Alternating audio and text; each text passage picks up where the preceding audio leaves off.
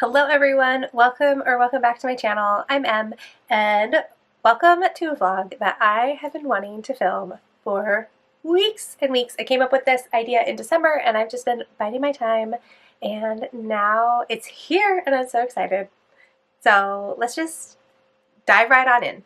So the theme of this vlog is reading the shortest books on my TBR. Because while I generally do prioritize my shorter books quicker than my longer books, that will be a video theme at some point in the future, I still have quite a few shorties that I would like to get read.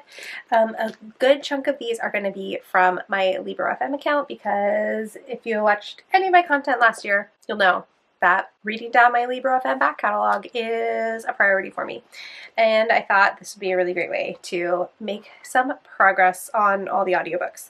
I did, however, also get all those books from the library because I'm currently in like a weird space with audiobooks, and not all audiobooks are created equal. So I thought it might be useful to read these books, try them out physically, try them out orally, and let you know which books are worth it on audio and which audiobooks might make the reading experience worse than if you just read it with your eyeballs.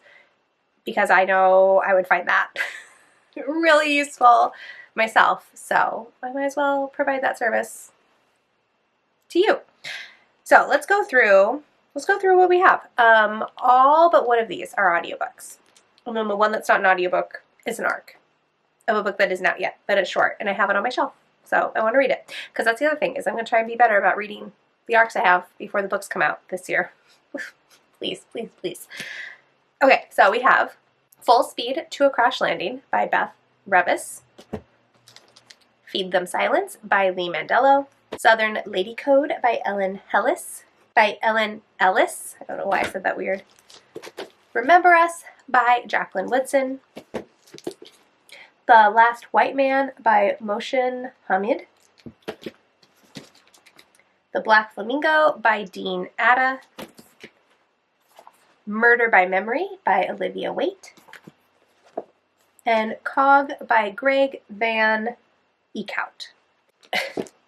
The filming of the beginning of this is going to be a little funky because it took me a minute to figure out like how I wanted to structure this video.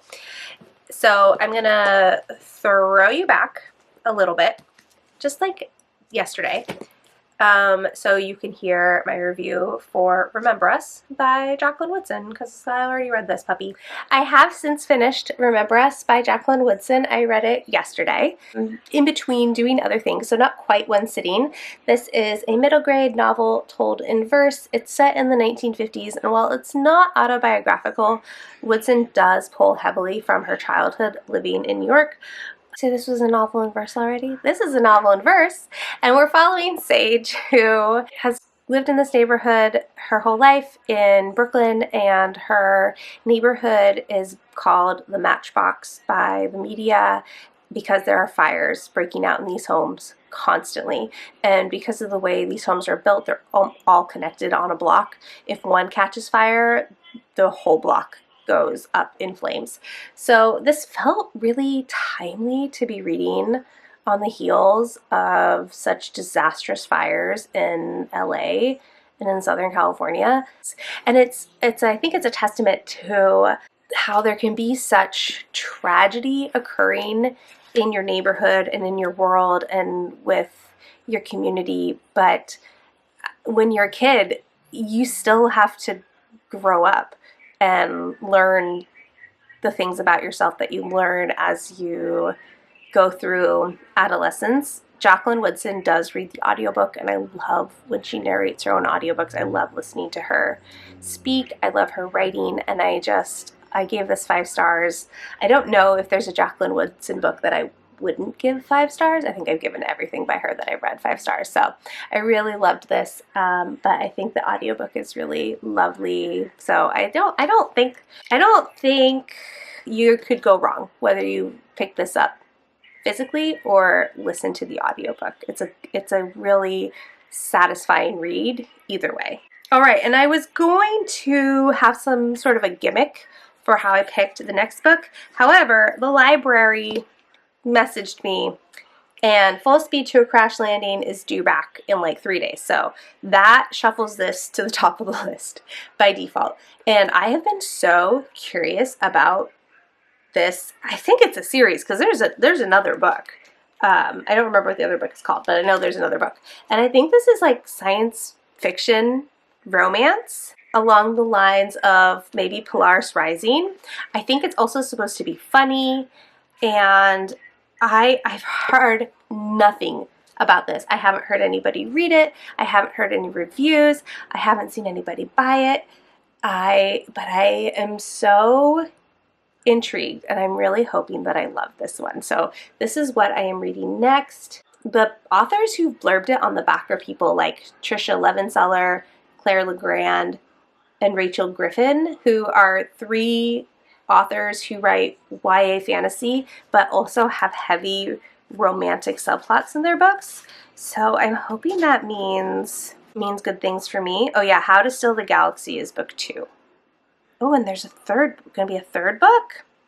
Man, I hope I love it, because I will turn right around and I will buy this book if I love it. The dedication says, this book is dedicated to spite, my greatest muse and motivator. Okay. I think this will be a good time. So yeah, on to book number 2. Okay. So now I am about halfway through, a little over halfway through, Full Speed to a Crash Landing. And I'll give you final thoughts when I'm all done. But I will tell you that I have switched to only reading this one physically. I did start it on audio. I started it in an immersion reading experience. Sorry. Guys, it's been a really long January. Okay. And the audiobook narrator was making this sound so cringy for the first person POV. The way they were reading, what's her main character's name? Good gravy. Ada. The way they were reading Ada's thoughts and her dialogue, it was so cringy, and it was actively making me hate the book. And I did not want to hate this book. So I have since switched to only reading it physically, and I'm having a really fun time with it. So right off the bat, I can tell you that I do not recommend this book on audio because I don't think it's good. So that's your update so far. I will of course come in and give you my full thoughts here shortly, but this is just under 200 pages, and it's such a short, like, little compact book. Like, this is the size of my face, that, like, I think if this was printed like standard size, it wouldn't even be 100 pages. So I will come and update you when I'm done, but so far consensus would be great on audio, great physically. Either way you pick to read it, it's a good time. Not great on audio. 0 out of 10 would recommend.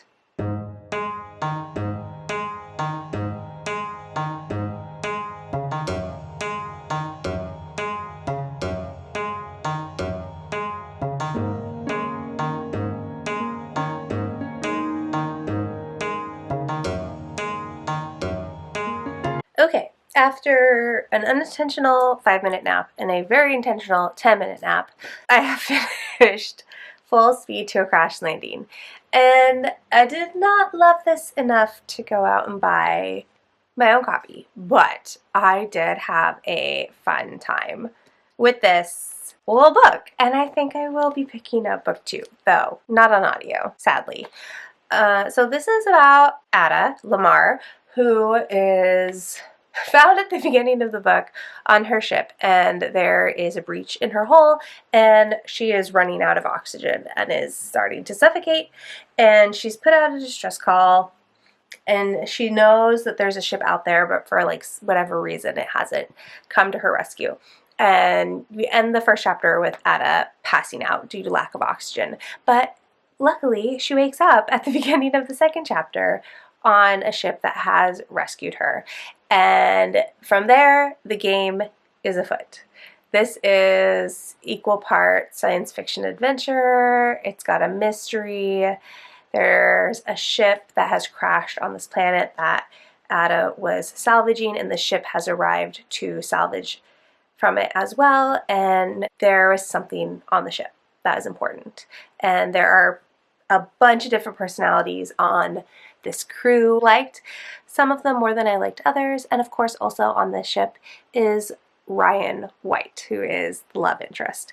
And I liked Ryan more at the end of the book than I did at the beginning of the book. He's described as being very blend-inable, but for some reason, Ada is like, yes, that. I love me a blandly handsome man.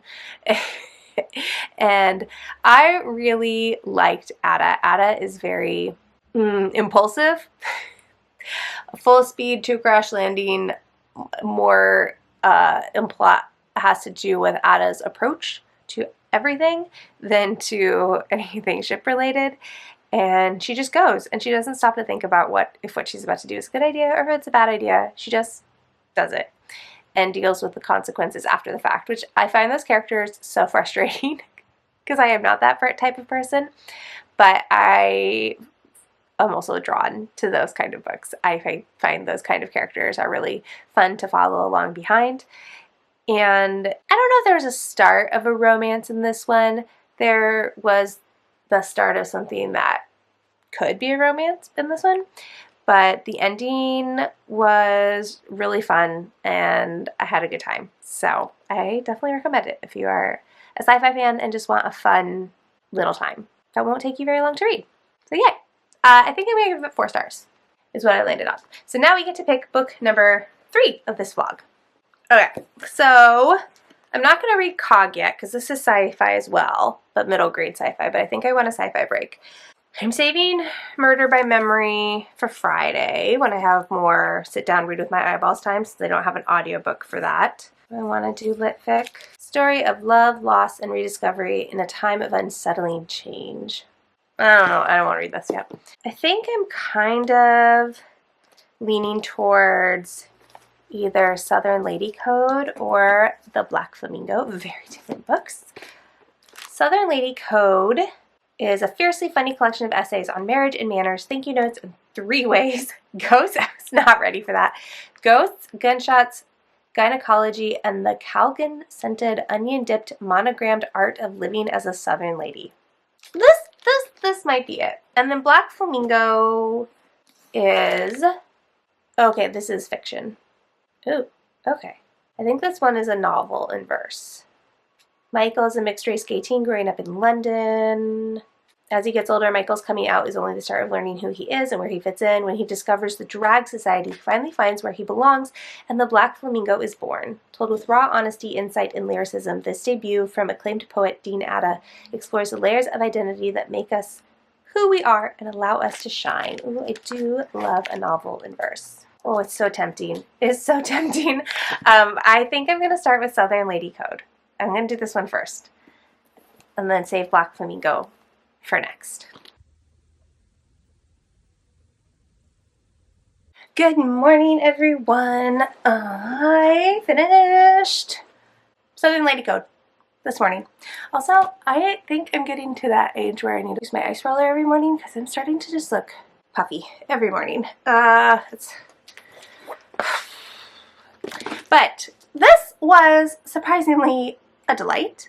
I really enjoyed this. So this is a collection of essays just about like random stuff Helen Ellis has like experienced, and some of them are like events in her life, and then some of them are just random thoughts that she has.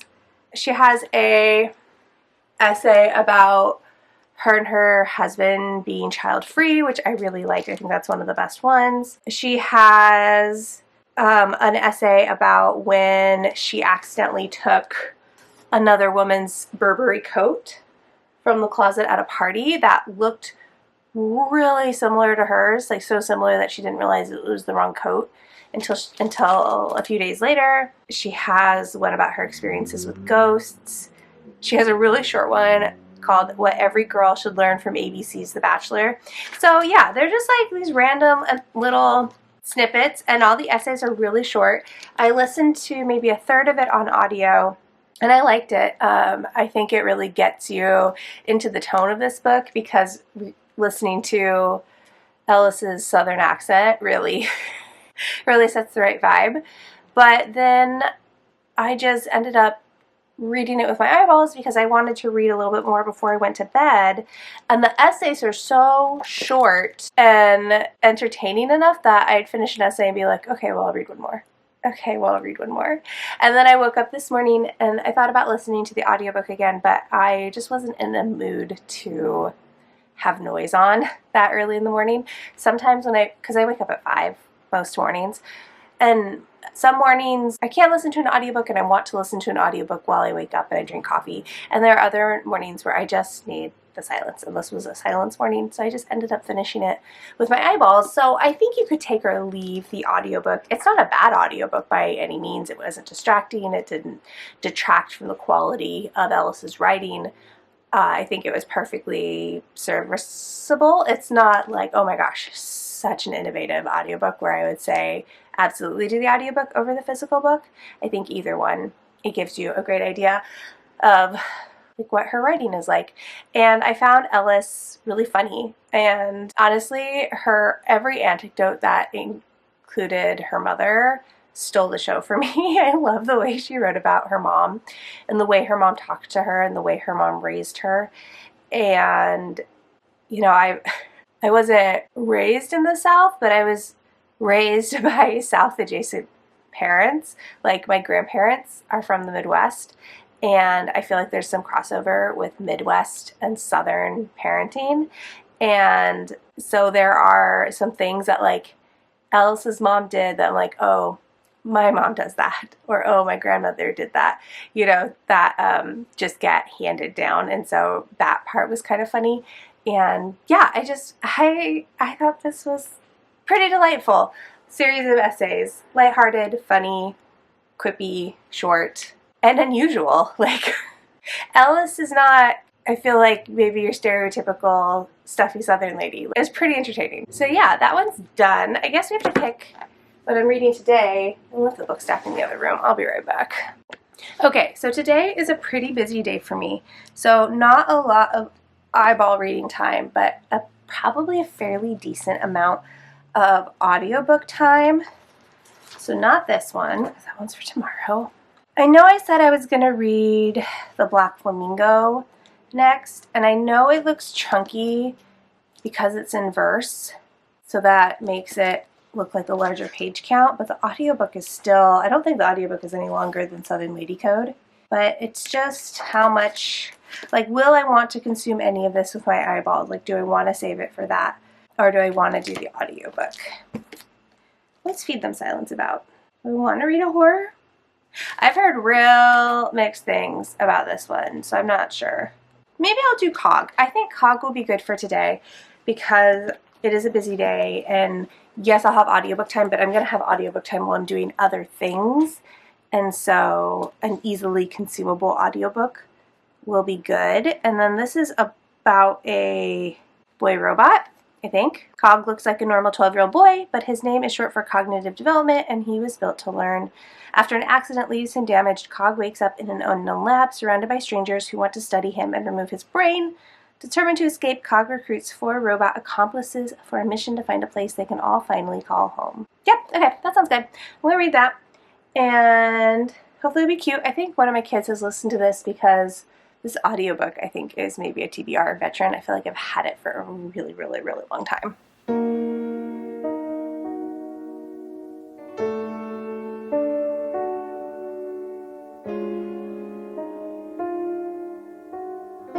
Hello, friends. It is the end of a very busy day. I have approximately brain cell and a half left to rub together. I'm so tired. I'm ready to shower, put on my jammies, and eat the chicken pot pie that's currently in the oven. But I did finish Cog, thanks to all my errands and going to the gym and it being such a short book. I love middle grade. Like, especially this type of middle grade where it's so easy to fly through. This was so good. I'm going to give it 4 stars. So Cog looks like a 12-year-old boy, but he is in fact a robot, an AI, and he's been raised by the scientist to learn and have experiences, and there is an accident involving Cog, and when he wakes up, he is no longer in his home with the scientist who takes care of him, but is in like this laboratory. And he finds out things about himself that he did not know beforehand and has to break out of this laboratory with the help of robot friends. And it was great. And it was very adventurous. It was very anti-capitalism, as much as a middle grade can be anyways. And I really like the messages. I really like the themes. It was a little heavy-handed, but you know, it's okay. It's middle grade. And the robots were delightful. The trash bot was my favorite. Related to the trash bot so much, where it just wants to be useful. Same. And yeah, this was great. I thoroughly enjoyed it. Audiobook was really good. The narrator does use like a slightly robotic cadence for Cog. So I did end up speeding it up quite a bit, but that's only because the pacing was extra slow. So yeah, it was a good time. If you read middle grade, highly recommend it. If you have a middle grader who like sci-fi, highly recommend it. It was great. Had a great time. I don't know if I have enough of an attention span to do more reading tonight. If I'm being honest, my eyes hurt. My brain's a little fuzzy.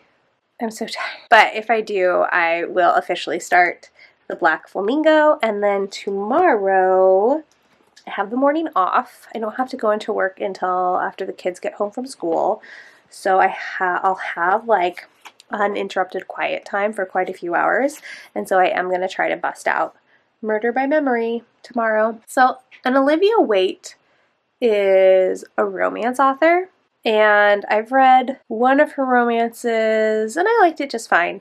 And I haven't read any of her others because she tends to write in historical eras that I don't have a lot of interest in. But this says it's Becky Chambers meets Miss Marple. And so, yeah, I'm interested to see what Olivia Waite does in a sci-fi setting. I'm reading a lot of sci-fi in this video. I just realized. Good for me, I guess. But yeah, I'm kind of delighted with how this reading experience is going so far. Like, these have been all pretty good books. Like, I haven't had a dud yet, so that's exciting.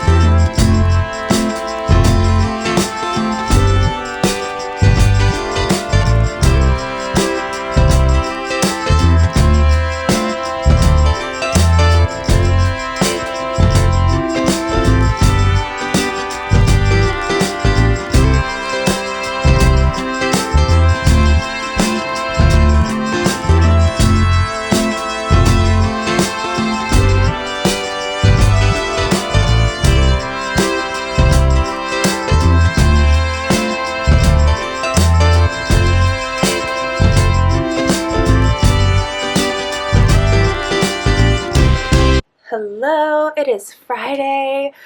I just got home from dropping the youngest off at school and then getting my oil changed, which took a long time, but that's okay. I'm home now. I'm going to be home for a little while. I do need to go do my run today because Friday is a run day, and I do have to go to the grocery store, which means I also need to finish meal planning, and I only have until 2:30, which is when the youngest gets out of school, and then I go to work. But until then, probably going to start doing all those other stuff around noon. I am going to finish The Black Flamingo. Kayla had reading sprints last night for channel members, and I am a channel member, and so I actually read like so much of this last night and then a little bit this morning, and I'm loving it. Like 5 stars. 5 stars. Easy. And this is so well done that I keep forgetting that this is fiction. I keep thinking that this is a memoir in verse, and it's not. It is fiction. It is fiction, but it's so well done. It feels so personal and so genuine, and I'm just loving it. So I'll give you a proper review here in a bit, but I only have like that much left, and again, novel and verse, and so I'm just like flying through it. So I will come and give you a full review, but just know for right now it's 5 stars. It's 5 stars. Okay, I finished it. Yep, 5 stars. This is so good. This is YA novel and verse about Michael, who is mixed race and growing up in London, or like a London suburb. Yeah, London. And like navigating life, like feeling like he's not a part of either of his, not a part of his heritages, but also like not white, and kind of that displacement that mixed race kids feel sometimes. And then he's also gay, and so it's a coming of age story, like as he navigates coming out to his family, to his friends, to himself, and then ultimately discovering drag culture when he is at uni. So yeah, just absolutely fantastic. I'm giving this to my middle kid to read next because we were talking about it last night, and I think they'll really love it and love everything that like Dean Atta wrote in this book, and it's just so good. Audiobook is really lovely as well. Just highly, highly recommend if you like novels and verse, if you like YA, coming of age stories. It's all so good. So good.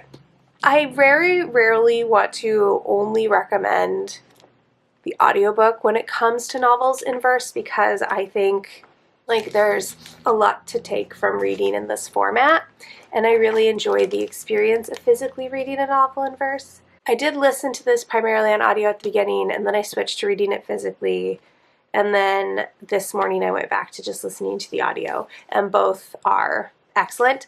I would say my only like knock against the audiobook is that there are text message exchanges in here, and I find like emoji descriptions in audio to be really annoying.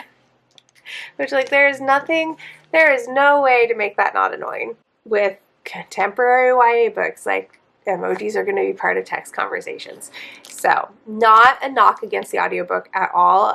Because I don't even know how else you would do it. But personally, if I'm going to be reading a book where I know there is going to be text interactions, I will usually like just read it, because I don't enjoy the verbal descriptions of emojis. I didn't know that was a component of this, and it by no means like detracted from the experience. I just like roll my eyes slightly when we get to that part. So yeah, I think again, either way you want to consume this book is a good solid choice. I am just flabbergasted at how well this stack of books is going. I thought for sure there would be, well, I guess I haven't listened to the two that I thought would be stinkers yet. I have been picking the ones that I thought were sure things, though I didn't think Cog would be quite as delightful as it actually was. So maybe I was a little on the fence about Cog, but like never did I think Jacqueline Woodson would not be a good time, or like I knew I was gonna like The Black Flamingo. So I guess maybe I shouldn't be too surprised, but also I'm just like, look at this. My audiobook picker is so good sometimes. So yeah, okay. Yay, it is just now a little after 9 o'clock. I think I'm going to turn on a timer, like a Pomodoro timer, and just read as much of Murder by Memory as I can do I want to do for an hour? Yeah, I'll find a 15-minute timer. I will read as much as I can in 15 minutes, and then it will be like 10, and then I can kind of evaluate what I want to do from there and how I want the rest of the today to go. You're probably going to get a lot more clips of me yapping at you today because I'm home by myself for such a good chunk of the day. And this is like high yapping time. Oh, I should probably film my February TBR today. Oh, I can do it Sunday. Never mind. I'm going to have a 2-hour window of time to myself on Sunday. I can do it then if I want to. I'm not ready to do my February TBR. Okay, anyways, I'm going to go read now. Bye!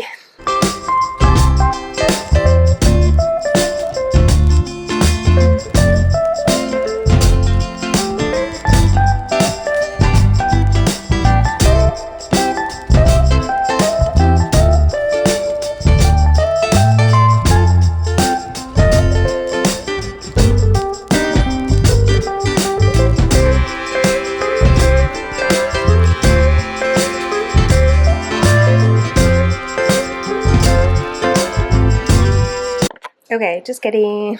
I hate to do this. I read 23 pages and I'm actually going to DNF, which doesn't even count as a DNF. I don't know.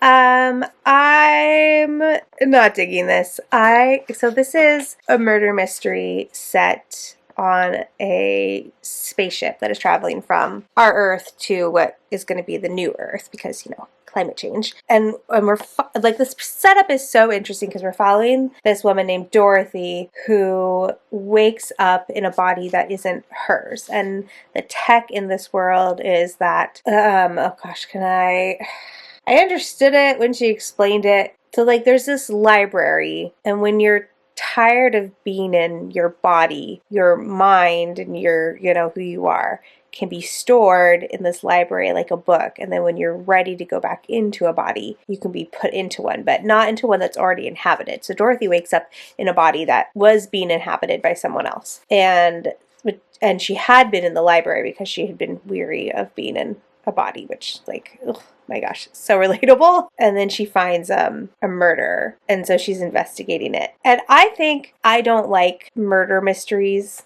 set in space. I like sci-fi horror, and I love space operas, but this brand of murder mystery set in space, but the vibes are like 1920s or 1950s society, that doesn't, I don't enjoy that juxtaposition very much. It's not my favorite. I'd rather it either be alternative historical, where it is the 1950s, but we're just imagining that the tech is different, like the Lady Astronaut series by Mary Robinette Kowal. I love that. But I don't like this. It's futuristic, but all the clothes and styles and mannerisms from the 20s or the 50s are in play. I don't enjoy that. So I'm going to DNF, such as it is, and move on to something else. I think actually I'm going to move on to Feed Them Silence, the Lee Mandello horror, because I think a horror novel just sounds like a good time right now. But yeah, I'm kind of bummed. I am going to have access to the audiobook for this. I might try it again on audio because sometimes having it narrated is better for me. So I will give it a second chance on audio, but I just don't think I like this combination of things.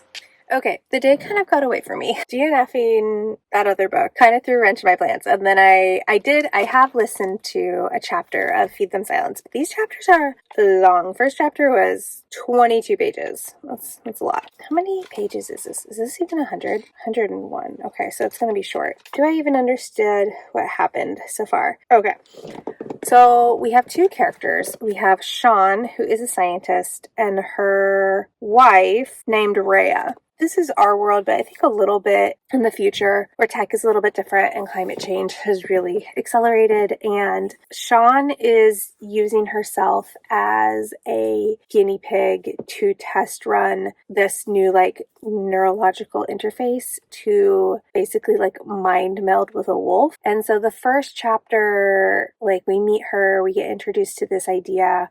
We meet her wife, who does not want her to be going through with it. And then in the first chapter, she also undergoes the procedure and experiences life through the wolf's eye. She's wolf's eyes, so she's still in her body, but she's also experiencing what it's like in this wolf's body. So that's just what I've gotten so far. I don't have a lot of thought. It took me a minute to get into the writing. For a little bit, I didn't think I was going to like it, but then I adapted and I like it. Well, I don't know if I like it. It's interesting. We'll see if it elicits a more powerful emotional response, or if I stay just yeah, okay. I've wanted to read Lee Mandello for a while, though. I remember when Summer Sons came out, and I follow a couple people on Instagram who very, very, very much like their work. I don't know if this is necessarily where I should have started. Maybe I should have started with Summer Sons, but it's where I'm starting. So, yeah, we'll see. Will I finish this today? I don't know. It's Friday. After I'm done with my class, I'm going home. I'll have to make dinner. I might listen to some of it while I make dinner. I did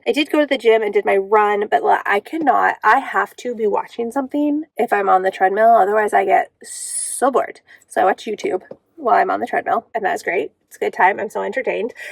And then I went to the grocery store, and I can't listen to audiobooks at the grocery store because I end up getting distracted usually by, grocery shopping, and then I'll miss something, and then it's downhill from there. And then I had to come home, unload the groceries, and go pick up my youngest. You don't care.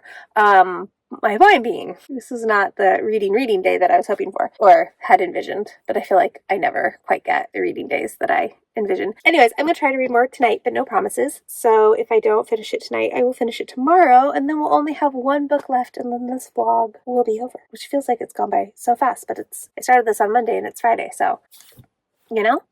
Alright, I'm going to go and teach my class, and then go home, and not have to think about work for a couple more days, and it's going to be glorious. Good morning.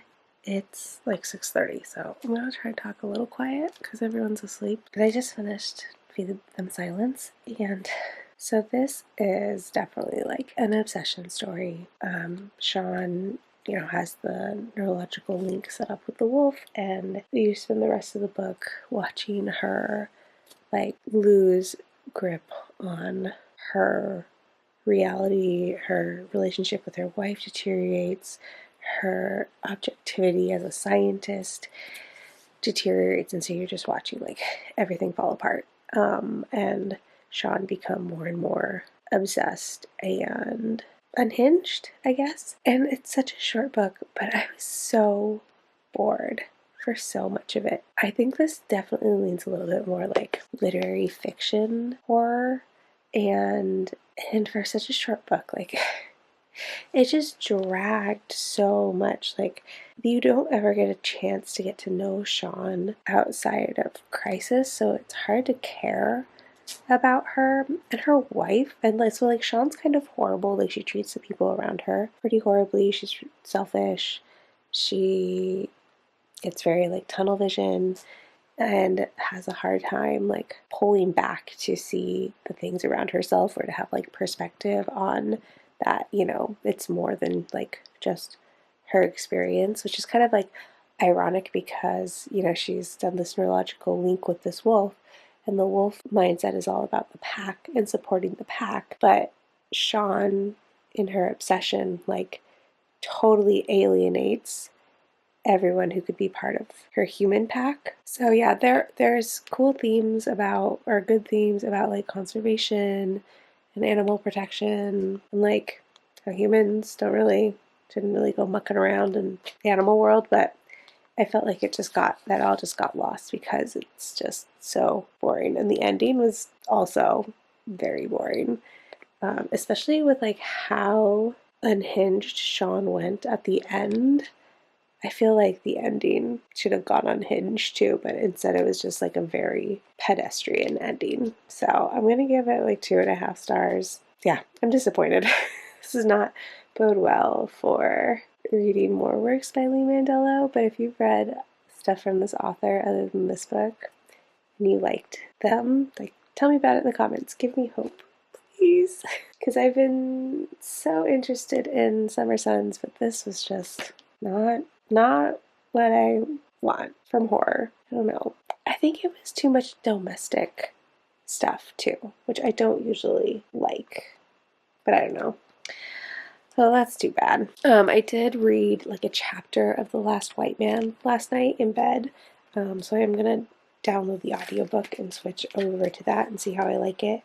But this is where the man, Anders, he wakes up and his skin is now brown where it was previously white, and he's just like freaking out about it basically in the first chapter, and like hiding in his house because he doesn't know like what would happen if he went into his work and he's suddenly like a black man instead of a white man. And there's like one scene where he went outside and noticed that white people looked at him differently. So we'll see where it goes from here. I do like Hamid's writing. It's really easy to read, and I like how he describes things. So hopefully this one will be good.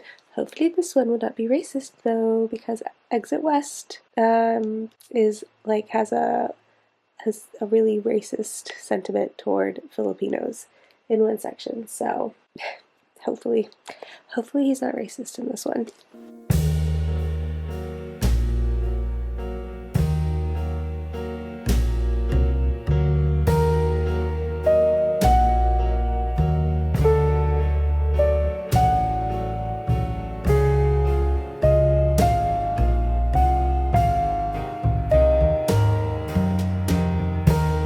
Okay, friends, I am, how far into this book? I am 60 pages into The Last White Man, and I noticed something in the writing that now I cannot unnotice, and I fear it is going to ruin the book for me.